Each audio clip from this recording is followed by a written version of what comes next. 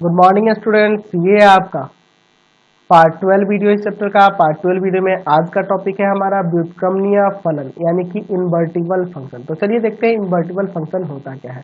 तो मैं इसे ऐसे परिभाषित कर सकता हूँ कि फलन एफ ए टू बी, फलन एफ ए टू बी व्युत्क्रमणीय व्युत्क्रमणीय फलन व्युत्क्रमणीय फलन कहलाता है।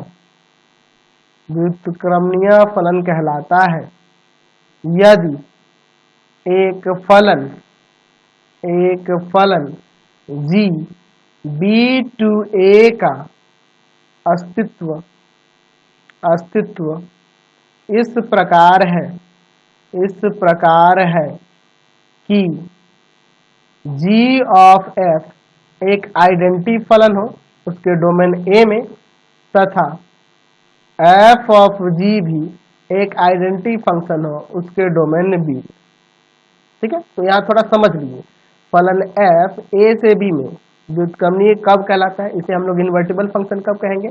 तो इसमें एक फलन g b टू a का अस्तित्व इस प्रकार हो, ये function g b to a यानी कहने का मतलब है कि फंक्शन f में जो डोमेन और को डोमेन थे, इसे हम लोग रेंज भी कह सकते हैं, क्योंकि व्युत्क्रमणीय फलन में ना रेंज जो होता है वह को डोमेन के इक्वल होता है। रेंज और को डोमेन इक्वल होता है। तो आप याद ध्यान रखें, या डोमेन और रेंज कह सकते हैं या डोमेन और को डोमेन भी कह सकते हैं। तो इसके डोमेन और इसके रेंज में देख रहे हैं, फंक्शन एफ के डोमेन और रेंज देखिए यहाँ पे पलट जा रहा है। फंक्शन जी में इसका फंक्शन एफ का जो डोमेन है वह को डोमेन बन जा रहा है, यानी रेंज बन जा रहा है, और इसका जो रेंज है वह इसका डोमेन बन जा रहा है, उल्टा हो जा रहा है। देख रहे हैं, पलट जा रहा है, ए टू बी था तो यहाँ बी टू ए हो जा रहा है। तो जी बी टू ए का अस्तित्व इस प्रकार होना चाहिए कि जी ऑफ एफ यानी कि फंक्शन एफ और जी का जो कंपोजिशन है वह एक आइडेंटिटी फंक्शन है उसके डोमेन ए में, और एफ ऑफ जी यानी कि फंक्शन जी और एफ का जो कंपोजिशन है वह भी एक आइडेंटिटी फंक्शन है बी में। तभी हमारा एफ ए से बी में आपका व्युत्क्रमणीय फलन कहलाएगा, इन्वर्टिबल फंक्शन कहलाएगा। ठीक है, इन्वर्टिबल फंक्शन होने के लिए एफ ए से बी में इन्वर्टिबल होने के लिए एक फंक्शन जी कुछ इस प्रकार से होना चाहिए, बी टू ए पे डिफाइन होना चाहिए, जहां जी ऑफ एफ भी एक आइडेंटिटी फंक्शन हो अपने डोमेन ए पे और एफ ऑफ जी भी एक आइडेंटिटी फंक्शन हो अपने डोमेन बी पर। ठीक है, चलिए अब इसको थोड़ा सा और समझ लेते हैं। ठीक है, इसको एग्जाम्पल से भी समझेंगे। एक और चीज इसमें ध्यान रखेंगे कि अगर एफ व्युत्क्रमणीय है तो उसे हम लोग कैसे सूचित करेंगे, एफ इनवर्स से, और इसके अकॉर्डिंग एफ इनवर्स किसके बराबर हो जाएगा, जी के बराबर हो जाएगा। एफ इनवर्स किसके बराबर हो जाएगा, जी के। यहाँ पे दो तीन चीजें आपको ध्यान रखने होंगे कि जो फंक्शन एफ का जो डोमेन था, फंक्शन एफ का जो डोमेन था वह वह रेंज हो जा रहा है फंक्शन जी के, फंक्शन जी का रेंज हो जा रहा है, यानी कि एफ इनवर्स का। फंक्शन जी का रेंज हो जाने का मतलब कि एफ इनवर्स का रेंज हो जा रहा है। और रेंज जो था फंक्शन एफ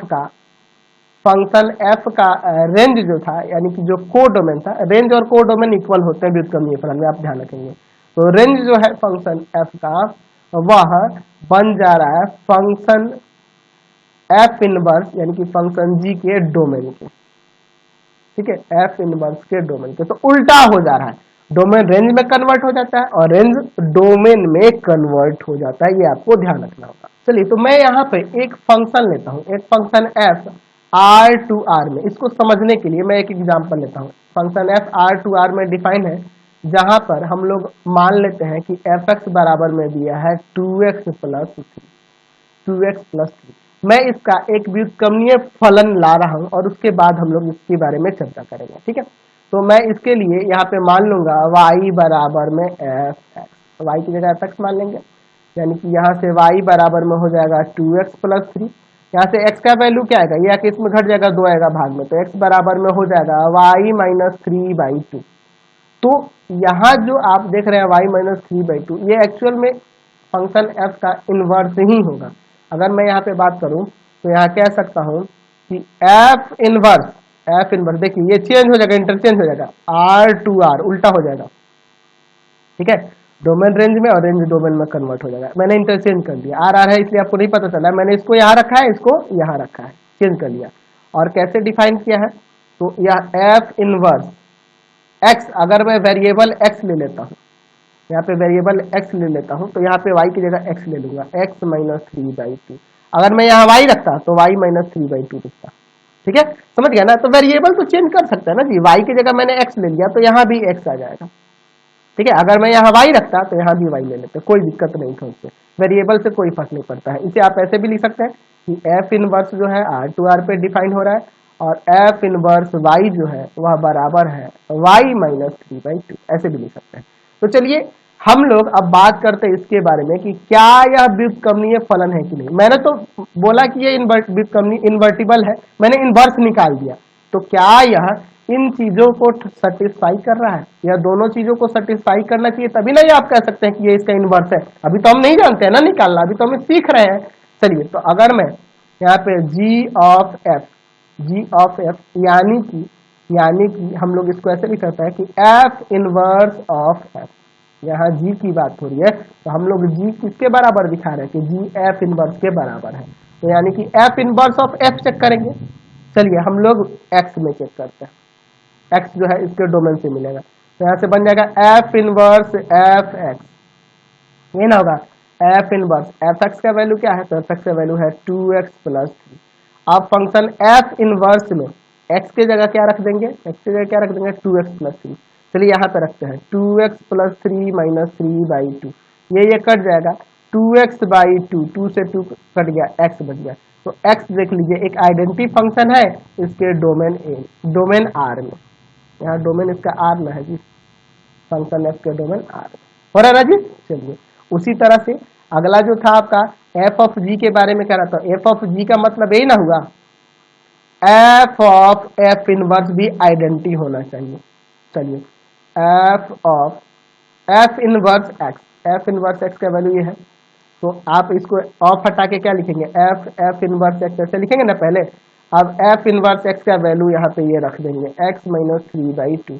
अब फंक्शन एफ में एक्स की जगह एक्स माइनस 3/2 पुट करेंगे, फंक्शन एफ यहाँ पे ये रहा, तो हो जाएगा आपका 2 इंटू में एक्स की जगह यह रखेंगे एक्स माइनस 3/2 और प्लस में है 3, यहाँ 2 से 2 कटेगा, x माइनस 3 प्लस 3 से 3 कट गया, फिर से आपका x आ गया, तो x भी एक आइडेंटिटी फंक्शन आ गया उसके डोमेन में, उसके डोमेन R में, एफ इनवर्स का डोमेन जो है वो भी R ही तो है ना जी।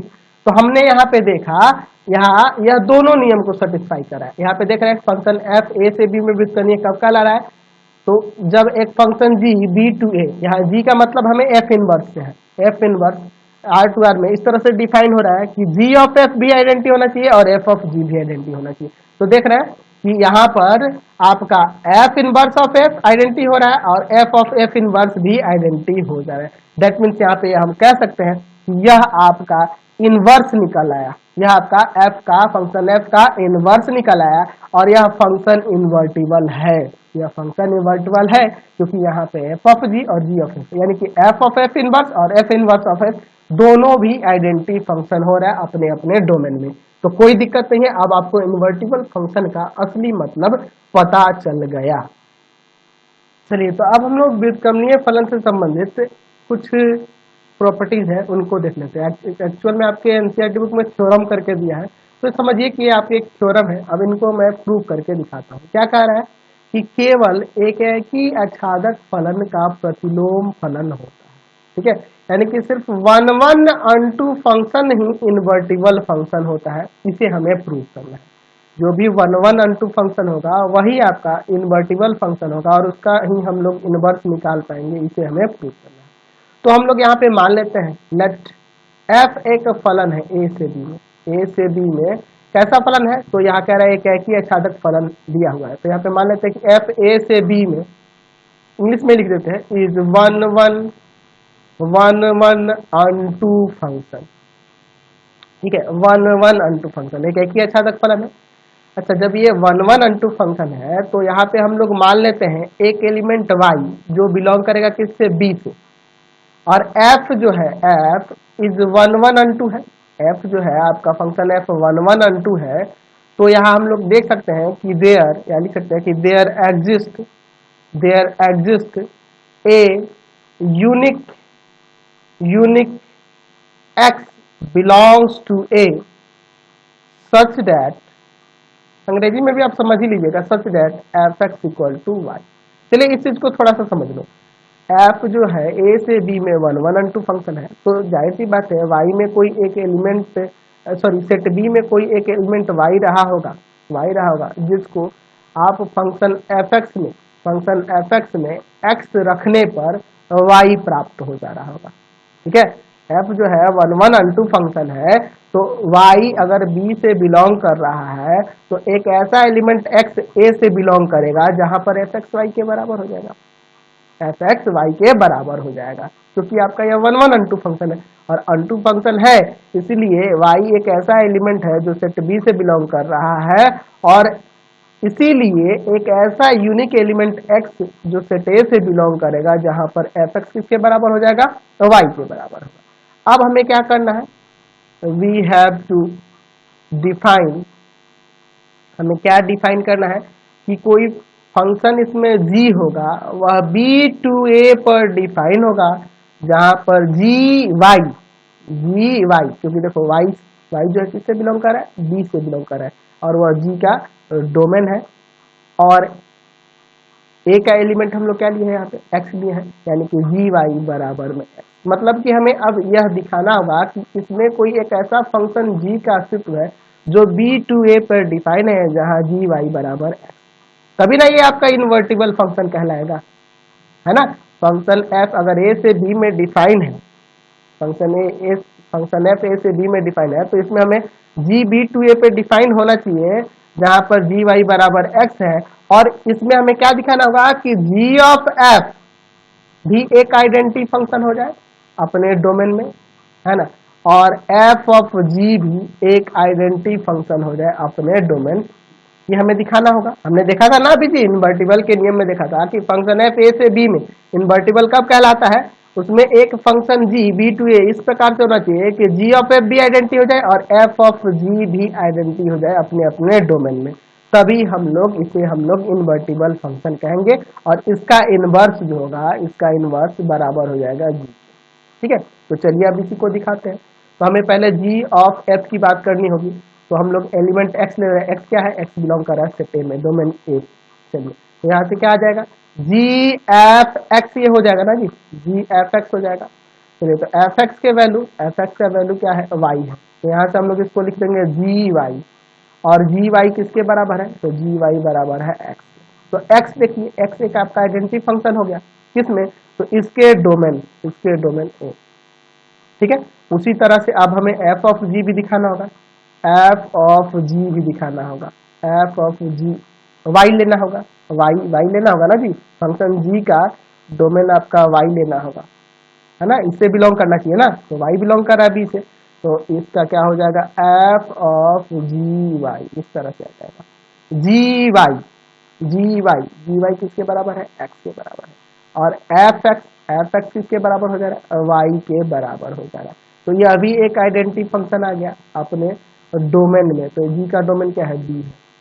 ठीक है, वाई जो है देख लो, वाई बिलोंग कर रहा है ना बी से, तो इसका डोमेन भी बी ही है, तो ये भी एक आइडेंटिटी फंक्शन है। तो हमने क्या देखा कि जी ऑफ एफ भी एक आइडेंटिटी फंक्शन हो जा रहा है अपने डोमेन में और एफ ऑफ जी भी एक आइडेंटिटी फंक्शन हो जा रहा है अपने डोमेन में। तो हमने अभी पिछले नियम में देखा था व्युत्क्रमणीय फलन के नियम में कि एफ अगर ए टू बी में एक फलन हो तो एक फंक्शन जी बी टू ए में इस प्रकार से इसका अस्तित्व इस प्रकार से होना चाहिए कि जी ऑफ एफ भी आइडेंटिटी हो और एफ ऑफ जी भी आइडेंटिटी हो अपने अपने डोमेन में, तब ये आपका इन्वर्टिबल कहलाएगा। तो यहाँ पे देयरफॉर कह सकते हैं, इसलिए कह सकते हैं हेंस एफ इज इन्वर्टिबल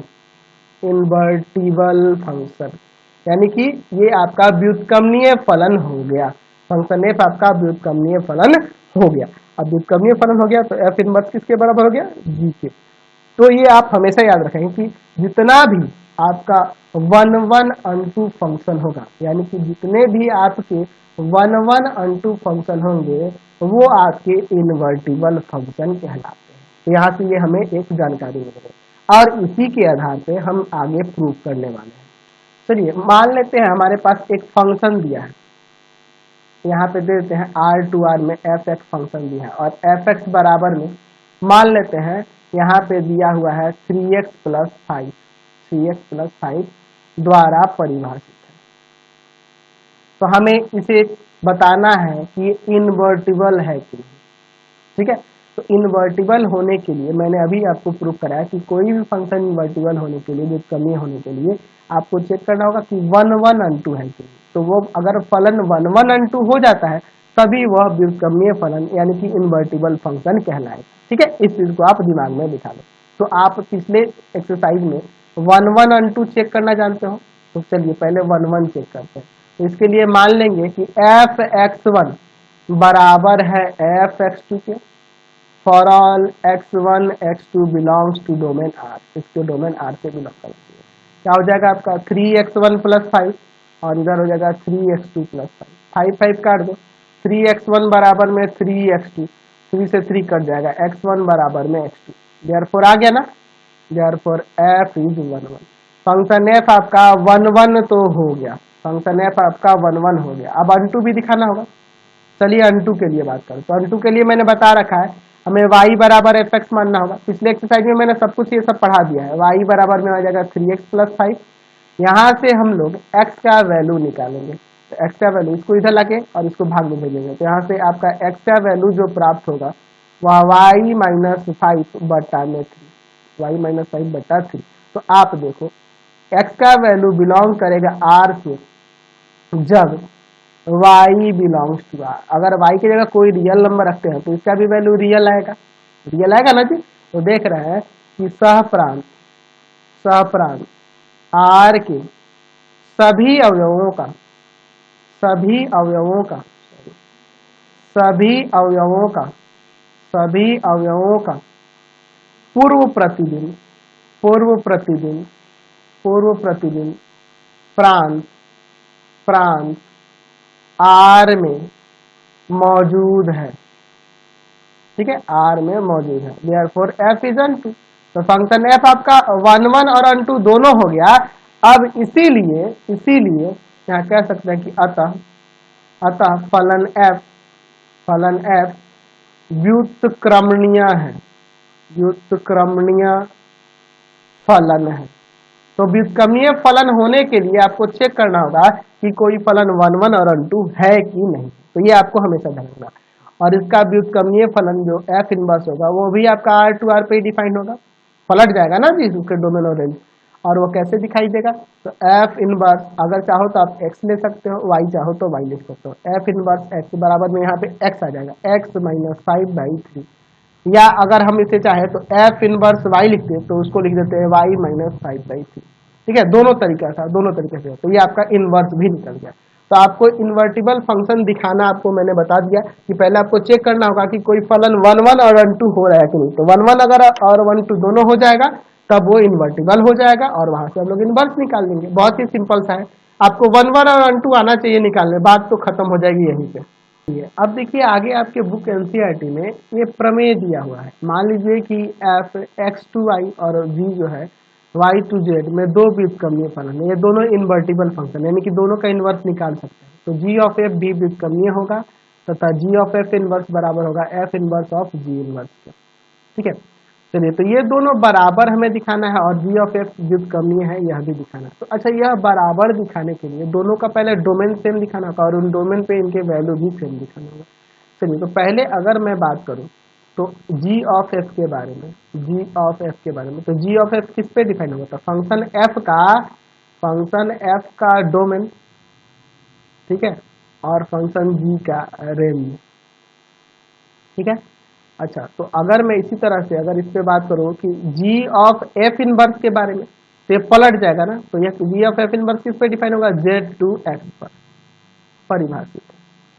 ठीक है, इस पे परिभाषित है। तो अब हम लोग बात करें f इनवर्स के लिए।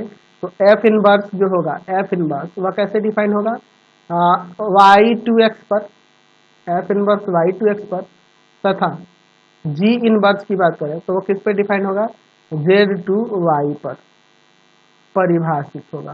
इसी तरह ना होगा क्योंकि वो इन्वर्टिबल है ना जी। आपके क्वेश्चन में कह रहा है, आपके प्रमेय में कह रहा है कि इन्वर्टिबल है, तो इस तरह सब लोग लिख सकते हैं ना जी।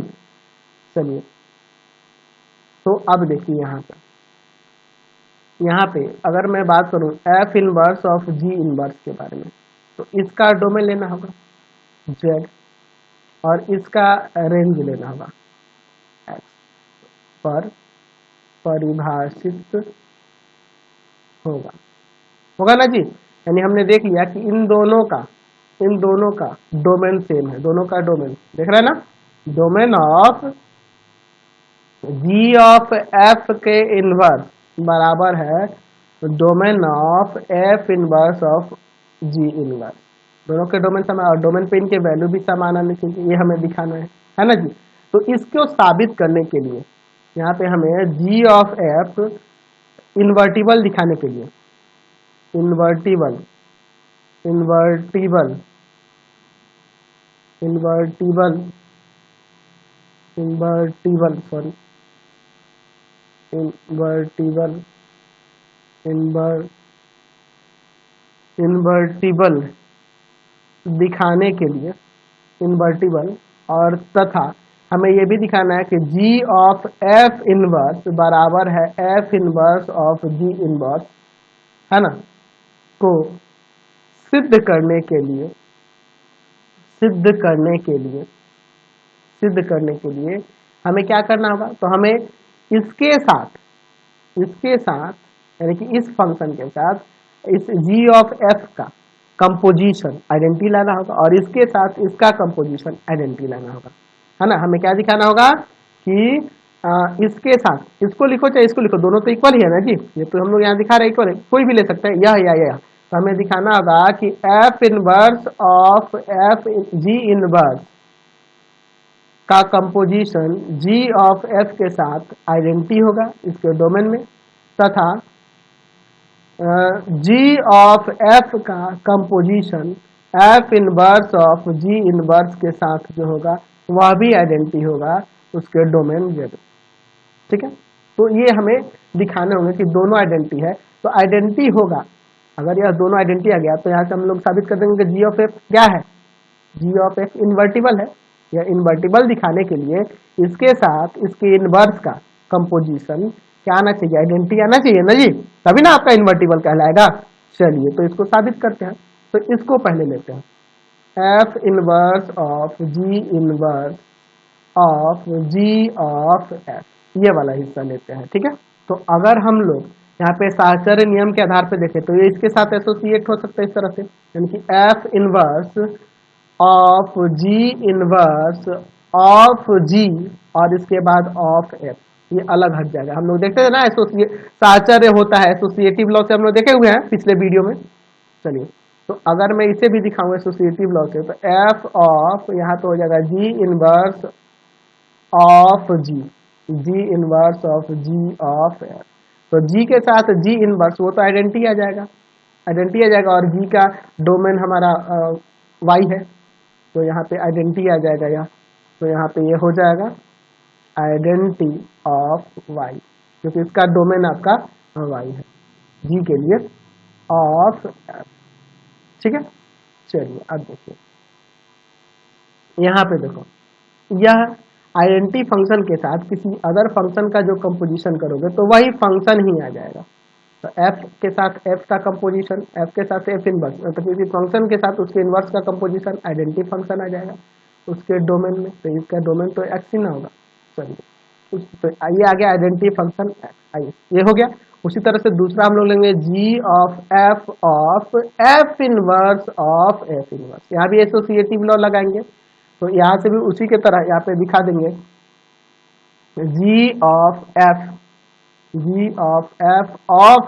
इनवर्स, इसको ले लिए और फिर इसको बंद करते हैं यहाँ से। ठीक है, और ऑफ जी इनवर्स, चलिए यहाँ पे हो जाएगा जी ऑफ एफ इनवर्स। ठीक है, ऑफ जी इनवर्स, तो एफ के साथ कंपोजिशन करेंगे एफ इनवर्स का, उसके इनवर्स का, तो आइडेंटिटी आ जाएगा ना उसके डोमेन में, आइडेंटिटी आ जाएगा उसके डोमेन में। ठीक है, इसका एक्स था डोमेन। चलिए ऑफ जी इनवर्स, तो किसी भी आइडेंटिटी फंक्शन के साथ किसी फंक्शन का कंपोजिशन करेंगे तो वही फंक्शन आ जाता है। चलिए तो यहाँ पे भी ये आइडेंटिटी आ जाएगा, आइडेंटिटी फंक्शन, क्योंकि फंक्शन जी और जी का इनवर्स है तो इसके साथ इसका कंपोजिशन करने पर आइडेंटिटी आएगा। ठीक है, और आइडेंटिटी आएगा इसके डोमेन में, तो इसका डोमेन वाई। तो देख लिए कि इसका वैल्यू आइडेंटिटी हो गया, और ऊपर इसका भी निकाल लिए थे कि f of ji inverse of g of F inverse भी आइडेंटिटी आ गया, तो दोनों आइडेंटिटी हो गया।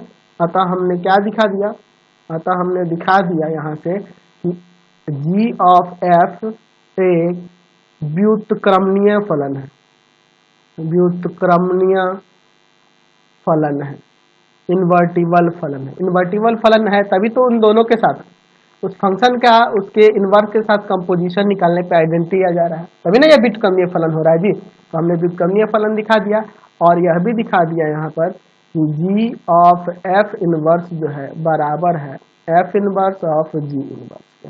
समझ गए ना। चलिए हम चाहे तो इसको अलग से भी दिखा सकते हैं, जी ऑफ एफ इनवर्स बराबर है F inverse of ji inverse के, इसको आप अलग से भी दिखा सकते हो।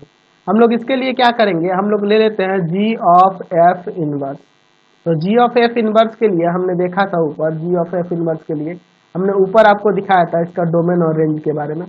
यहाँ पे देखिए Z2X में था, Z2X में था, तो मैं यहाँ पे सेट यह Z2X में था, Z2X में, तो यहाँ पे Z से कोई एलिमेंट यहाँ से Z ले लेता हूँ, Z ले लेता हूँ, जिसको इसमें रखने पर क्या प्राप्त हो रहा है, X प्राप्त हो रहा है। X कोई एलिमेंट है जो इस सेट से बिलोंग कर रहा है। ठीक है, यहाँ पे हम लोग दिखा देंगे इसमें, यानी इसका मतलब ये हो जाएगा कि जी ऑफ एफ एक्स, ये अगर इन्वर्टिबल है तो अगर ये इधर आएगा तो जी ऑफ एफ एक्स बराबर है जेड के। ये अगर इन्वर्टिबल है तो इसके साथ अगर इधर लाएंगे, आपको पता है ना जी, अगर जी ऑफ एफ की बात करेंगे तो यह पलट जाएगा एक्स टू जेड हो जाएगा, क्योंकि हमने ऊपर इन्वर्टिबल दिखा दिया, तो इन्वर्टिबल दिखा दिया तो यह एक्स टू जेड पे डिफाइन होगा ना जी ऑफ एफ।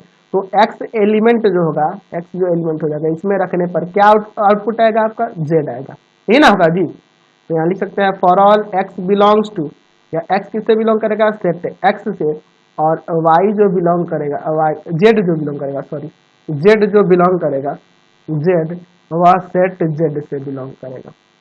ठीक है, बात को यहाँ पे समझो, जी ऑफ एफ इनवर्स Z2X पे डिफाइन है, तो इसका एलिमेंट कोई जेड लेते हैं, जो आउटपुट क्या आ रहा है इसमें रखने पे आपका एक्स आ रहा है, और एक्स किससे बिलोंग करेगा, सेट एक्स से। तो अगर यह इन्वर्टिबल हमने यहाँ पे दिखा दिया, तो इसको अगर हम लोग बात करें, अगर जी ऑफ एफ इनवर्स के अगर जी ऑफ एफ की बात करें, तो अब ये एक्स टू जेड पे डिफाइन हो जाएगा ना, दैट मीन्स एक्स पुट करने पे जेड आ रहा है, यही ना आ रहा है जी।